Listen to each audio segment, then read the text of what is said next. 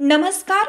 Yes news महाराष्ट्रामध्ये आपल्या सर्वांचे स्वागत. साहित्यिक उत्तम तरकसे साहित्य भ्रमण पुरस्काराने सन्मानित.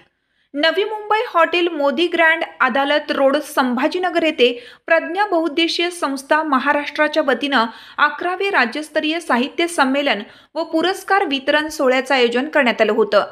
सदर कार्यक्रमात महाराष्ट्र राज्य शासनाच्या समाजभूषण पुरस्काराने सन्मानित ज्येष्ठ कवी, साहित्यिक, विचारवंत माननीय श्री उत्तम दासू तरकसे आसरोडकर यांचा नुकत्याच प्रकाशित झालेल्या शाहीची नोंद या काव्य संग्रहाला पुरस्कार देण्यात आला.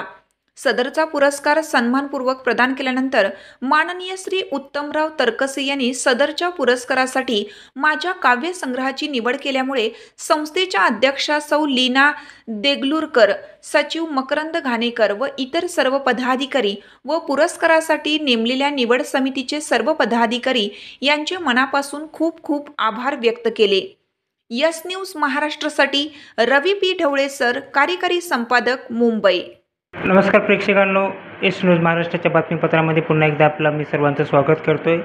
आज आपण अशा व्यक्तीसोबत संवाद साधणार आहात की त्या व्यक्तीला शब्दभ्रमण या पुरस्काराने सन्मानित केलेलं आहे. आपल्यासोबत स्वतः उत्तम तरकसे सर जोडलेले आहेत. सर, तुम्हाला शब्दभ्रमण या पुस्तकासाठी पुरस्कार भेटलेला आहे. काय भावना आहेत आपल्या, काय सांगणार आहेत लोकांना तुम्ही? प्रथमतः मी सर्वांना माझा नमस्कार.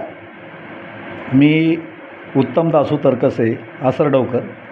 मी साहित्य क्षेत्रामध्ये आत्तापर्यंत या अगोदरही माझे काही पुस्तकं प्रकाशित झालेले आहे आणि आत्ता जो माझा कविता संग्रह मी काढलेला आहे 2023मध्ये शाहीची नोंद नावाचा, तर या पुरस्काराला आत्तापर्यंत जवळजवळ 7 ते 8 पुरस्कार झालेले आहेत आणि हा 8वा पुरस्कार आहे. हा प्रज्ञा बहुउद्देशीय सामाजिक संस्था या संस्थेने मला शब्दभ्रमण साहित्य पुरस्कार 2024 यांनी मला आत्ता सन्मानित केलेला आहे.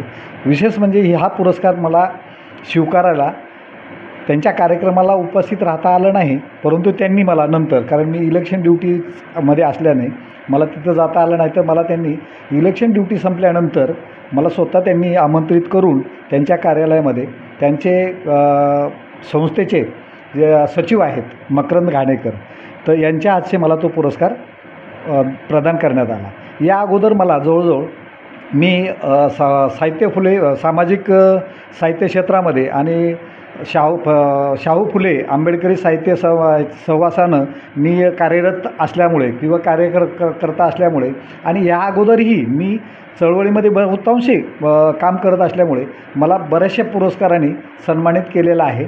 आणि तसंच ह्याची दखल घेऊन मला महाराष्ट्र शासनाने सुद्धा समाजभूषण पुरस्काराने सन्मानित करण्यात आलेलं आहे. तर अशा प्रकारचे मला बरेचसे सामाजिक संस्थेने खूप पुरस्कार दिलेले आहेत. छत्रपती शिवाजी महाराज पुरस्कार आहे, जिजाऊ आष्टीमधून मला राजमाता जिजाऊ पुरस्कार आहेत. या अगोदरचं एक माझं धुळीतून शिखराकडे या नावाचं पुस्तक आलं होतं. त्या पुस्तकाला मला पहिला पुरस्कार मिळाला होता गोव्यामधून, तो अंकुर साहित्य संमेलनामध्ये. तर तिथे मला दया पवारच्या नावाने मला पुरस्कार मिळाला.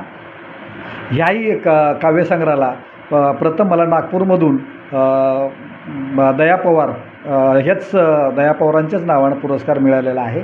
तर याच अशा प्रकारचे गरुड झेप, क्रांती प्रेरणा अवॉर्ड अशा जवळजवळ मला आत्तापर्यंत 60 ते 70 पुरस्काराने सन्मानित केलेलं आहे. आणि म्हणूनच याचे सर्व माझ्या कामाची आणि साहित्य क्षेत्राची वाङ्मयीन क्षेत्राची जी उल्लेखनीय कामगिरी माझ्या हातून जी घडलेली आहे, जी माझी साहित्य सेवा घडलेली आहे, याचाच एक कुठेतरी म्हणतो आपण भाग म्हणून किंवा एक दखल म्हणून शासनाने सुद्धा ती दखल घेतलेली आहे. आणि त्याबद्दल मी त्या संस्थेचा आणि विशेष करून शासनाने मला जो सामाजिक पुरस्कार समाजभूषण पुरस्काराने सन्मानित केलं, त्यामुळे शासनाचा सुद्धा आणि आत्तापर्यंत ज्या संस्थेने जेवढे मला पुरस्कार दिलेले आहेत त्या सगळ्या संस्थेचा मी मनापासून खूप खूप ऋणी आहे. आणि त्यांचा तर ऋणीच आहे, पण विशेष करून मला वाचक वर्ग आणि प्रेक्षक माझे जे चाहते आहेत यांचा मी मनापासून खरं बघायला गेलं तर मी त्यांचा ऋणी राहिला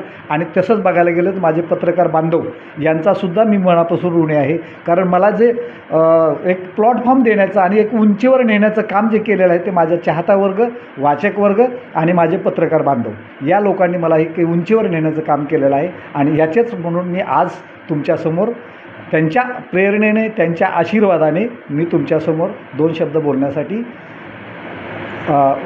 प्रेरित होऊन मी तुमच्यासमोर उभा आहे. तर एवढे बोलतो. हे होते उत्तम तरकासे सर यांनी पूर्ण आपला प्रवास साहित्याचा आहे तो सांगितलेला आहे. कॅमेरामॅन मानव कांबळेसोबत मी रवी ढवळे, जुईनगर, नवी मुंबई.